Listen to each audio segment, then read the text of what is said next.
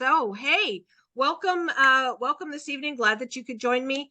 Um, I wanted to chat with you tonight about something that I like to call learning healthy habits for life. And you know what, the other day I was driving, and it was one of those days where it was cold, it was damp, and I was near a Starbucks, and I thought, I am going to stop and get myself a tea because that's going to make me feel warm and cozy inside it. And I got to tell you, first thing about Starbucks is that I don't speak their language, and I very rarely go to them because they find them a little intimidating, but they've got a really cool app. And so I used the app to order my tea. And what's really cool is that I just drive right up to the window and my order is ready. It's like the miracle of modern technology. I love it. So I drove up and the barista was there and she handed me my tea. And then she said to me, I've got this free chocolate something, something. Again, like I just said, I don't speak their language, so I don't even know what she was talking about. But I could tell it was chocolatey and it had whipped cream on it. And I thought, oh, it probably tastes really yummy. And she said, I've got one of these for free because we have an extra one. Would you like it? And I said, no, no, thanks. And I drove away. And then afterwards, I went, wow, how did you do that? How did you just drive away when you didn't take that free yummy chocolatey something that they were offering?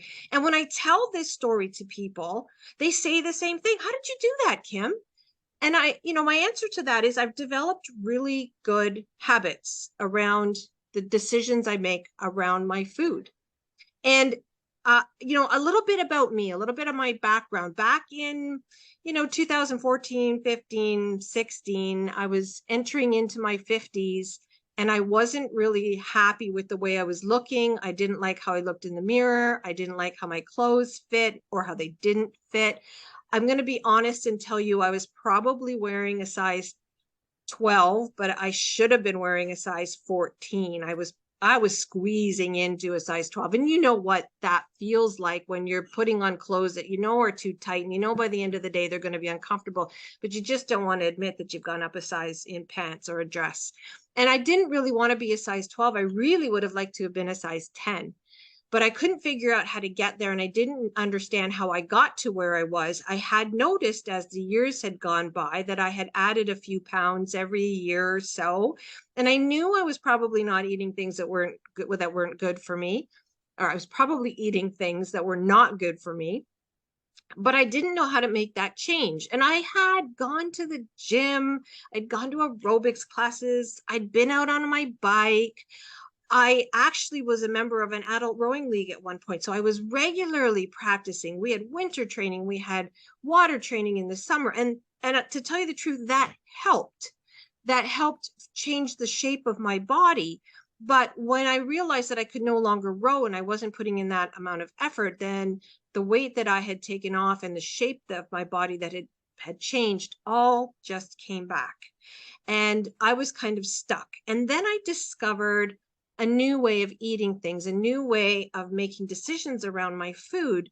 And I got really, really interested in nutrition and in coaching, and in really understanding how I was making decisions and what those decisions were doing to my body, how it affected that. One of the things, so today I want to talk to you a little bit about that journey that I went through and some of the observations that came to light as I went through that journey. And one of the things I want to talk to you about is, the food industry and how it affects how we make decisions. And then I want to talk to you about what the rules are that you have in your own life around the decisions you make around food, and how some of those are affected by the food industry and how some of those are just affected by family tradition or a few other things.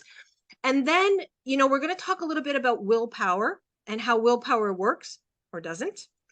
And that, then I'm going to sort of bring in changing your mindset and why that is important. And then I'm going to end this talk with a couple of strategies that I hope you take away with and can use immediately.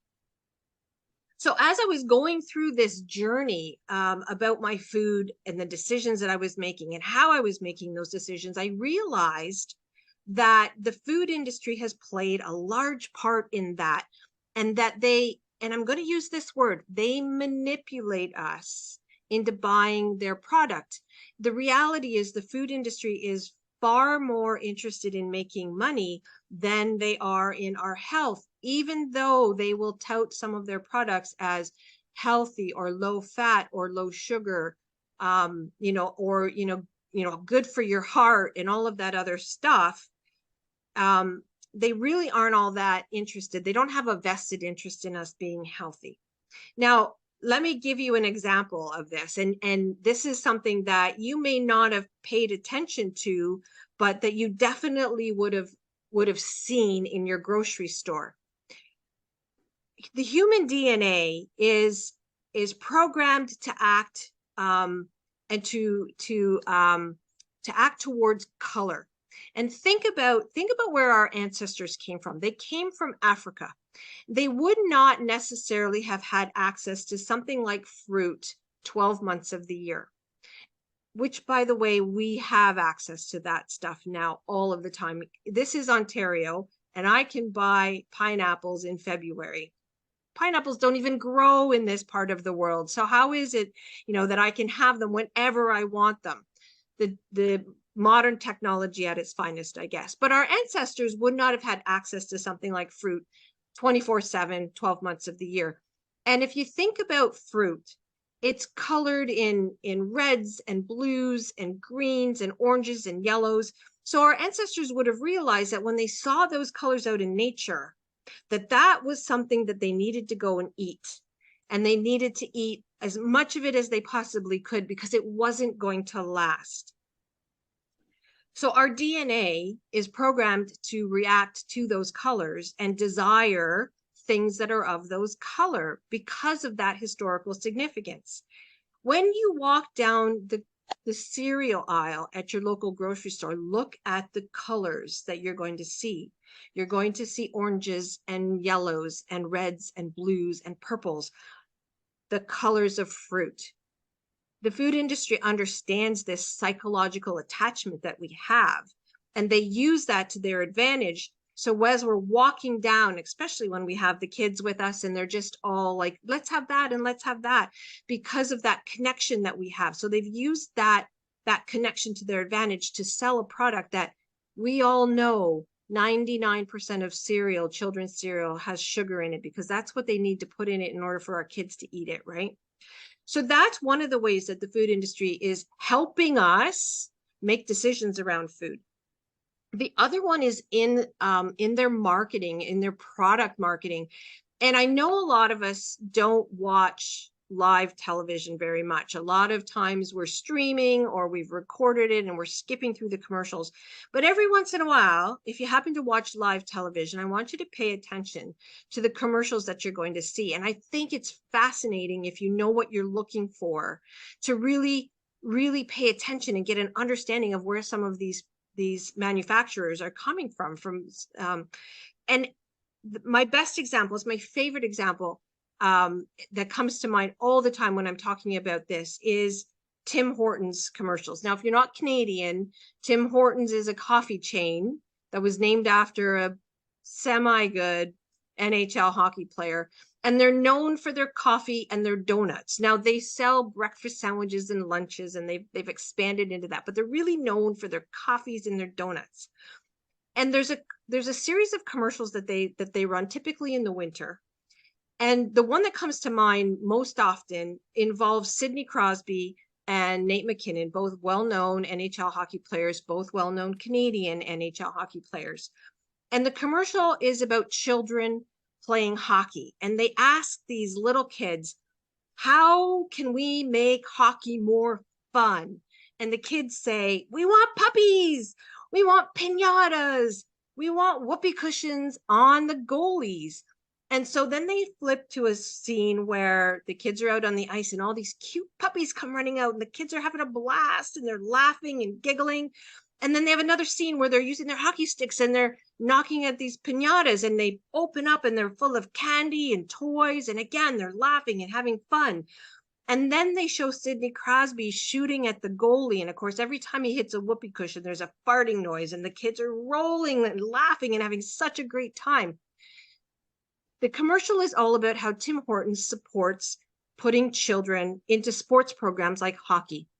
Not once do they mention what it is that they sell. They don't talk to you at all about buying their coffee. They don't ask you to come and buy their donuts. They don't mention their product at all.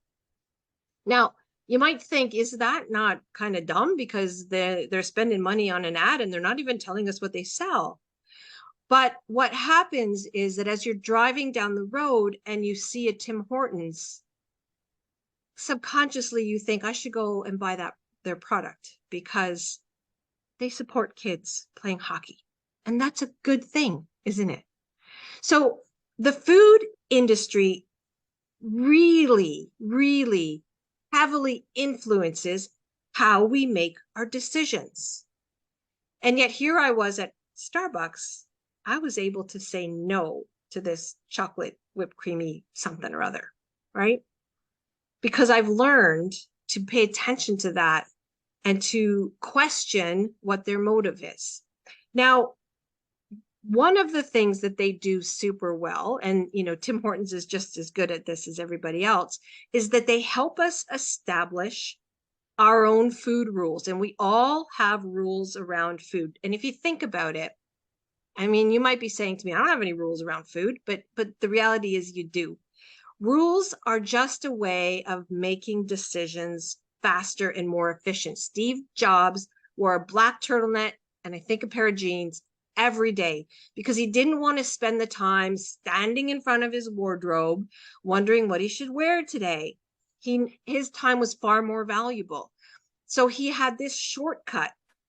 He didn't need to make a decision about what he was wearing because he already knew. His rule was black turtleneck and a pair of jeans. So we all have these rules. We use them a lot, and we have a lot of rules around food. One of my rules, and this is why the Starbucks, experience is so interesting. One of my rules is that if someone is offering me something for free, I should take it. Now, the Starbucks example aside, the day that I realized that that was a food rule, it is so embellished in my head. I can remember it. I can remember the smells. I can remember the sounds. I was at work and I was going into the kitchen area to have some lunch. Now, I had brought with me a fabulous lunch. I brought my lunch, and I still do. I bring my lunch every day. I had brought a nice piece of steak. We'd had a fantastic steak the night before and some of the vegetables that went with that. And I had made myself a quick little salad in the morning. It was going to be a delicious, filling, nutritious lunch. But I walked into the kitchen. Now, this office actually had a kitchen area that had a sink and a stove and a microwave, all the fixing of a normal kitchen. And I could smell pizza being warmed up in the oven. The night before, there had been a meeting where they had ordered far more pizza than they needed, and they left it in the fridge with a note that this was for the staff. So somebody was warming pizza up in the oven. Now, I am not a big fan of the day after pizza. I don't like eating pizza cold, and I don't like eating pizza if it's been warmed up in a microwave. But if you're warming up pizza in an oven, that's an entirely different story. You get the gooey cheese, you get the nice crispness, and you get that smell coming through the kitchen. And someone offered me some of this pizza. It's free. It's free. This is my rule. And that's when I realized that it was a rule. I debated with myself, I've got a great lunch. I don't need the pizza. That's going to be way too much food. Oh my gosh, but it smells so good. And it's being done in the oven, which is the only way that you ever eat pizza the next day. Ultimately, to get to the end of the story, I chose the free pizza because I could justify it in my head by saying, well, you could just have your lunch tomorrow, right? So I had the best of both worlds. And that's when I realized that when people offer me things for free, especially when it comes around to food, that I tend to take them. The other rules that come to mind really quickly are things like, and so again, does this happen to you? It's Friday night, you've had a long week of work, we're going to get takeout, or we're going to order pizza, or we're going to do something really, really quick. When we get together with family at Christmas time, these are the desserts that we eat because it's a family tradition, which is just another name for a rule. There are rules that the food industry has established for us, rules around Valentine's Day and Easter involving chocolate. You know, Easter was never about the Easter bunny or getting chocolate. Easter is a religious holiday to celebrate an event in the Christian Bible. And yet the food industry has suddenly turned it into bunnies and chocolate and all kinds of, sweet, yummy things. So the food industry does very well at not only just manipulating us, but also at helping us establish our rules. And the problem with rules is they're really hard to break when they've been entrenched into your lifestyle for so long. And so I'm going to go back to my Starbucks story and the fact that I turned down a free chocolate whipped creamy something. That's pretty significant. So, how did I do that? And a lot of times when people think about changing things, changing their rules and changing their habits, especially when it's around food, they immediately start to think we've got to use some willpower. I just need to stop. I just need to not eat that stuff anymore. I just need to, get it out of my life. And the biggest problem that we find when people do that, because that is typically what a diet is they go into some calorie restriction program where a number of things have been eliminated, all of which taste really yummy, but they've all been eliminated right from the very beginning. And we find that we can manage for a short period of time. So our willpower does do something for us. Willpower is good for short periods of time. But by about day 5 or 6, when we're really tired of this way of eating and we really wish we hadn't given up all of those other things, we tend to throw in the towel, right? Because our willpower isn't strong enough to make it last for forever. And think, I'll go back to probably the one diet that I ever tried, which was, I believe, the cabbage soup diet. And I might have lasted on that for about 3 days. And then I just got tired of cabbage soup day in, day out, 24/7. So not only did my willpower fail, my little rebel that was inside came up and said, screw this. Like, I'm now going to have some real food, not just this cabbage soup for the rest of my life. Willpower will work in a very, very limited and short-term situation. Think about breathing. We all breathe, right? We breathe every day, every second, every minute of every day. And if I said to you right now, I want you to hold your breath and I want you to hold it for as long as you can, willpower will allow you to hold your breath longer than your body is particularly comfortable for. However, inevitably, your body is going to kick in and make you take a breath. And that's when your willpower will now fail. And that's exactly what happens when we diet. It's exactly what happens when we try to make changes to our eating patterns and we don't have a plan and we haven't established what our rules are. We don't have an understanding of how food reacts in our bodies or why we make the decisions we make. And the way that we can get to that spot, the way that we can get to the spot of not needing willpower, which we know isn't going to work anyway, is we need to actually change our mindset.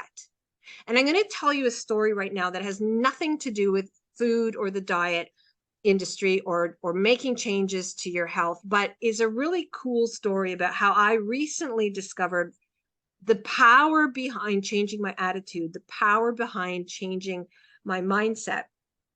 I recently went on a cruise that left from Tahiti and was cruising through the French Polynesia. And it was one of those trips that I didn't even realize was on my bucket list until someone said, hey, do you want to come? And I thought, oh, I do. I really want to go to that part of the world. And it was a trip that we had purchased midway through the pandemic when prices for travel were extremely low because the travel industry was hurting and was offering significant deals. But that meant that we had to wait, 18 to 20 months before we went. So when we were preparing to leave on this cruise, we had significant amount of time to get very, very excited about it. Now, normally when I pack, I do put things in a carry-on just in case something happens to my luggage. So I normally would have especially if we're going somewhere warm, I normally would have a bathing suit, and I might have a pair of shorts and t-shirt and maybe some flip-flops.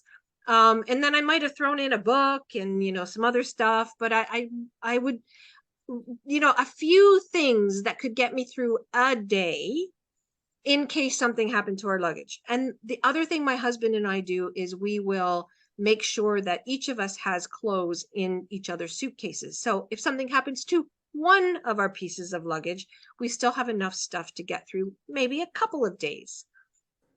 So we were very excited to go on this trip. We both had carry-ons. We both had our packed luggage. We got to the Toronto airport early. We checked in. We flew to LA. From LA, we flew to Tahiti. We were in a nice spot in the airplane, so we were off the plane fairly early, and we were standing waiting for our luggage to come off of the conveyor belt. The conveyor belt kicked in, and you can see the luggage starting to come through, and you can see the people coming off the plane, and the crowds were gathering, and people's grabbing their luggage, and off they go. And we're waiting, and more people grab their luggage, and off they go.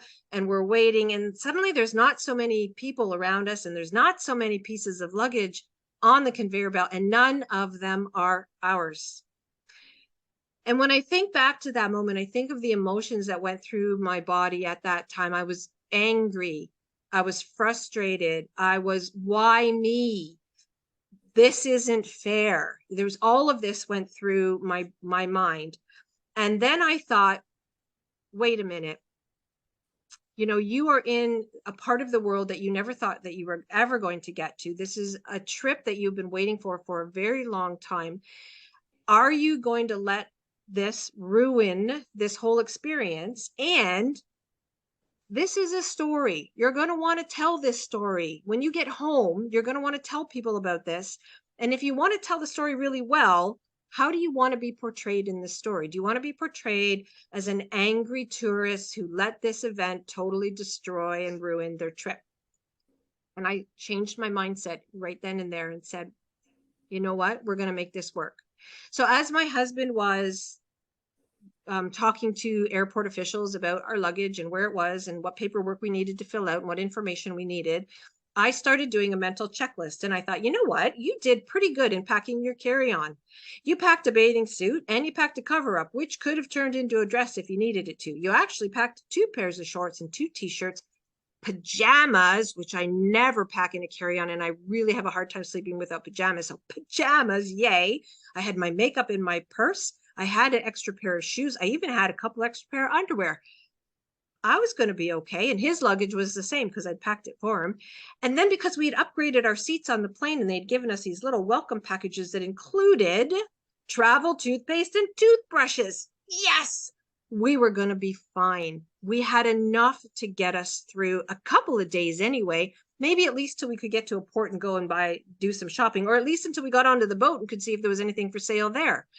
So as we totally changed our mindset about this. We totally changed our attitude about this. We laughed as we were checking into our room on the cruise because we didn't have to unpack anything. We didn't have anything to unpack. Life was so much simpler. We didn't need to make decisions about what to wear to dinner. I had one dress. That was what I was wearing. I had one pair of shoes that I could put with it. That was what I was wearing. There were worse places in the world you could be and not have luggage. And the reality is, on any kind of cruise or Caribbean vacation, you're in your bathing suit anyway. And just because I was wearing the same bathing suit every day, who was ever going to say, yeah, remember that lady from Canada that wore the same bathing suit every day? Nobody was going to say that. So, the moral of the story, I guess, is that when you change your mindset, when you change your attitude, you can start to put puzzle pieces together. You can start to make better decisions. You can start to have a better understanding about where you are, what's going on. And you can start to make some of these small changes that eventually turn into large habits. And so I want to end my talk with you this evening, giving you a few of the tips that I have to make some of those changes to your eating habits that you can use right now. And that, with that understanding that as you make these really tiny baby steps, you're going to have far greater results. So, the first thing I want you to do is to be aware of the food industry and what's going on out there, and start to pay attention to the rules that you have established, and start to question yourself. Why am I making these decisions? And why is it important for us to do this? And there's no right or wrong answer. It's just getting that sense of awareness. And when I work with clients, a lot of times before they start the 90-day program that I run, I will say to them, we're going to make some very small changes, incremental small changes over the next couple of weeks. And I want to prepare you for that. And so I give them a task. And the task is to choose an activity that you can do or should do every day that takes 10 minutes or less to complete, but that if you didn't do it, nobody would notice. So it can be something like cleaning the bathroom counter off, or cleaning the sink out every time you use it. If you don't do it, who's going to notice other than you that it's not been done? And it takes very little time. The habit that I started was making my bed every morning. It literally takes me less than 60 seconds probably to make my bed. And what I discovered, and of course, if I don't make my bed and you come over to my house to visit, I'm just going to shut my bedroom door. So nobody's going to know that I didn't make my bed. I'm the only one, my husband's the only one who knows if the bed doesn't get made. And what I discovered in doing that is a couple of things. One, when we make these small changes, when we incorporate these small habits into our life, what we're really doing is we're making a promise to ourselves. And we make it easy. So this 1-minute activity that I managed to complete every day was a promise to myself. My self-esteem then starts to rise. Does that make sense? And now when I walk into my bedroom after a day out, I walk into a room that isn't messy, isn't cluttered. There's a sense of calm. There's a sense of appreciation in that room. And that makes me feel good. So again, my self-esteem rises. And I will tell you, I have been making my bed now every day for probably about 4 years. I'm very rarely miss it. I very rarely don't make my bed. And even on mornings when I say, I don't have time to make my bed, I make my bed because I know it's less than 60 seconds. There are days when I've walked in there and gone, oh, I made my bed this morning, because it's now autopilot. It's the same as when I drive through Starbucks and they say, would you like this free chocolatey whipped creamy thing?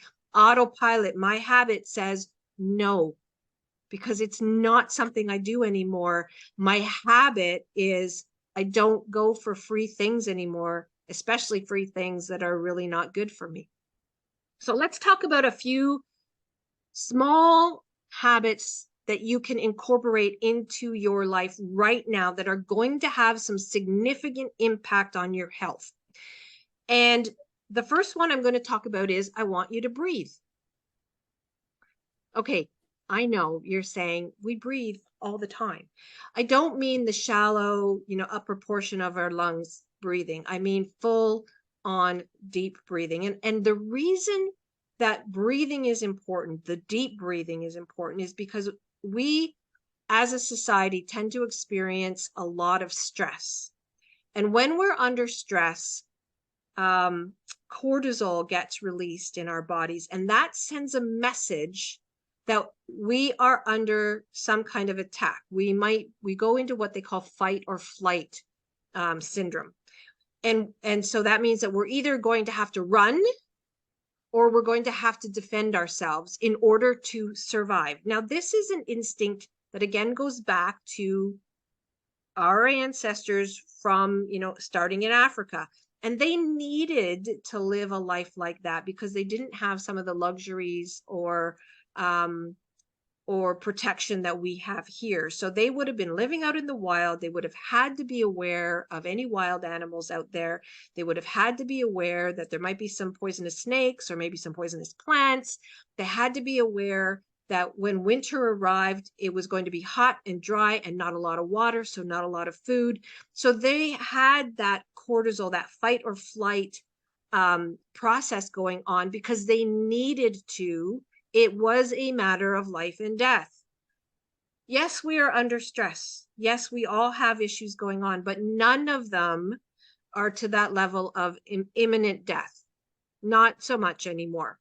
But the message our body gets when cortisol goes through our system is exactly the same.